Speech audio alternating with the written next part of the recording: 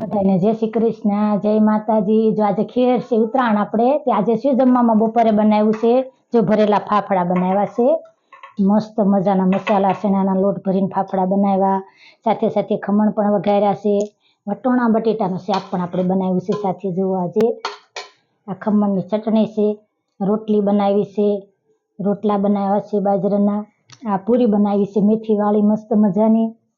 સલાડમાં આપણે શું સુધાર્યું છે? ડુંગળી સુધારી છે, સાથે સાથે ટમેટા સુધાર્યા છે, આર્યા સુધાર્યા, કોબી સુધારી છે, ટમેટા સુધાર્યા છે, અને આજે લાડવા બનાવ્યા હતા ને ઉત્તરાયણના। જો લાડવા કેટલી પ્રકારના છે, જો મમરાના છે, તલના છે, સિંગના છે, ડાળિયાના છે, ઠંડી છાશ પણ છે।